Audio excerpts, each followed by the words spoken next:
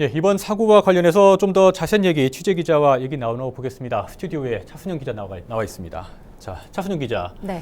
자, 뭐 국토부 브리핑도 있었습니다만 일단 먼저 희생자 신원 확인 사항부터 먼저 좀 짚어볼까요? 네, 말씀하신 대로 어젯밤 탑승자 181명 중에서 부상자 2명을 제외한 사망자 179명이 모두 확인이 됐고 지금은 희생자들의 신원을 확인하고 있습니다. 희생자들 현재 신원이 확인된 사망자 총 141명입니다.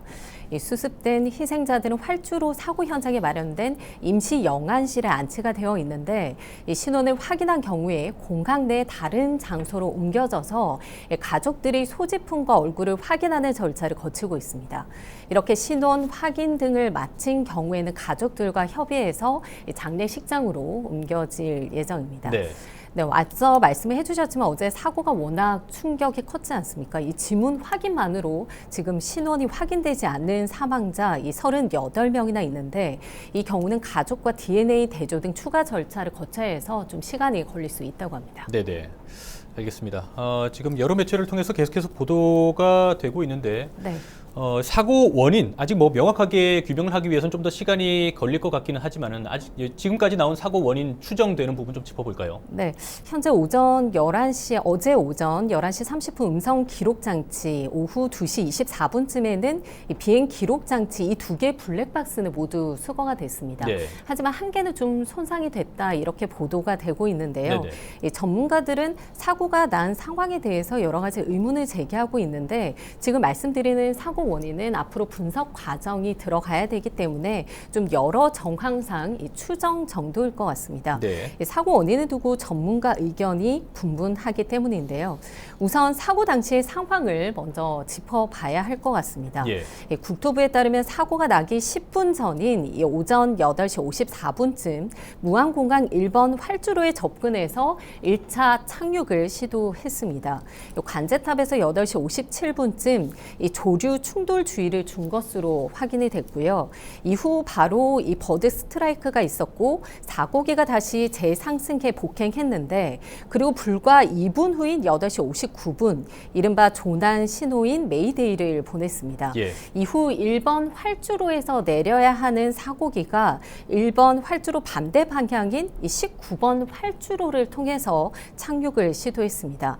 이때 이 랜딩 기어 3개가 모두 내려가지 않는 모습이 포착이 됐는데요. 그리고 3분 후인 9시 3분쯤 활주로 끝까지 가서도 속도를 줄이지 못하고 이 활주로 담장과 충격했습니다. 네, 이미 뭐 많은 분들이 이 동체 착륙하는 모습도 영상으로 보셨을 텐데 일단 이 랜딩 기어가 내려가지 않았다는 점이 이번 사고의 어떻게 보면은 직접적인 원인이 될 것이다. 이런 분석에는 대부분의 전문가들이 좀 동의하고 있는 것 같습니다. 네, 그렇습니다. 랜딩 기어 그러니까 모든 브레이크가 작동하지 않았고 그 상태로 동체 착륙하다 사고가 난 것으로 보고 있습니다. 또 랜딩 기어가 작동하지 않으면 보통 엔진이 역추진하면서 에어 브레이크 역할을 하는 날개 위판이 들린다고 합니다. 하지만 이것도 작동하지 않은 것으로 보인다고 전문가들은 분석하고 있습니다.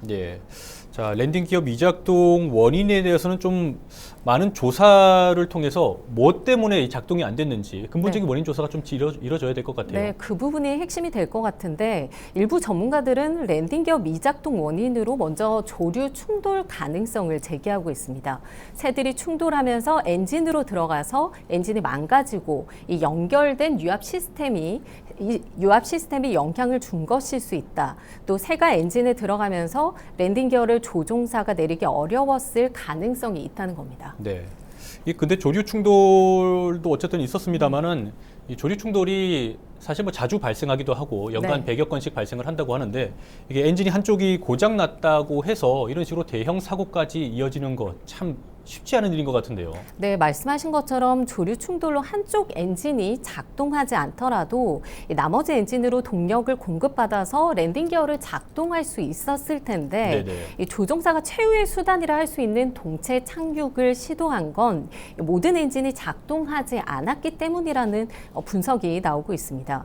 보통 항공기에는 엔진이 2개에서 4개 정도 있어서 엔진 1개가 고장나도 안전 비행이 가능하도록 설계가 돼 있다고 합니다. 겁니다. 예. 이 충돌 상태를 판단해서 회항하거나 또 유압 장치가 다 고장난다 해도 이 보조 장치가 있다고 하는데 이것조차 작동시킬 여력이 없었다. 이렇게 분석이 나오고 있는데요. 이런 상황이었던 만큼 여러 복합 요인이 있었다는 겁니다. 대부분 전문가들은 말씀하신 대로 하나의 결함만으로 이렇게 대형 참사가 벌어지기 어렵다고 보고 있습니다. 거기다가 이 조종사 2명이 운항을 했는데 이 기장과 부기장 모두 각각 6,000시간, 1,000시간 이상 비행 경력이 있는 베테랑 조종사였습니다. 네, 알겠습니다. 어쨌든 사고 원인은 좀 더 조사를 해봐야 명확하게 나오긴 하겠지만은 네. 조류 충돌이 있었다는 사실은 좀 분명할 것 같은데 사실 대부분의 공항들에 가면은 새들이 참 많이 날아다니고 이 때문에 조류 퇴치팀도 별도로 운영을 하고 있지 않습니까? 네.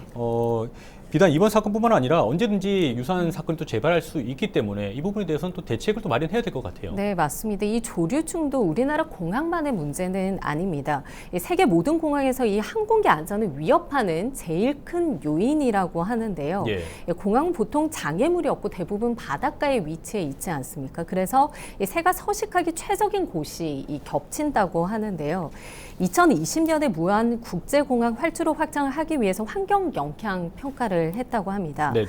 당시 이 무안 국제공항 철새 도래지 인근이었다고 판단이 됐고요. 무안과 목포, 현경면, 운남면 인근에 2만여 마리의 철새가 관찰됐다고 합니다. 그런데 이렇게 무안 국제공항뿐 아니라 인천 국제공항, 또 김포 국제공항, 김해 국제공항 역시 네. 철새 도래지 인근에 위치해 있습니다. 지금 보면은 네. 전체적으로 그 조류 충돌의 위험성이 증가하고 있다 이런 분석도 나오는 것 같던데요. 네, 그렇습니다. 2019년부터 올해 상반기까지 이 국내 공항에서 조류와 충돌한 건수는 623건에 달했습니다. 예. 2020년 코로나19로 70여 건으로 감소했다가 이후에는 증가한 추세고요. 매년 100여 건 정도입니다. 이 기후 변화로 인해서 철새가 텃새화되고 철새 이동 경로와 이동 고도의 예측이 어려워지고 있기 때문이라고 하는데요. 특히 이번에 사고가 난 무안공항은 버드 스트라이크 발생 비율이 전국 14개 지방 공항 가운데 가장 높았다고 합니다. 예. 무안국제공항에서 최근 6년간 항공기와 새가 부딪히는 사고가 10건 발생한 것으로 확인이 됐는데요. 비행기가 만편 오갈 때 9건꼴로 새와 부딪힌 겁니다. 예, 알겠습니다. 차순영 기자와는 좀 후에 다시 또 얘기를 좀 나눠보도록 하겠습니다.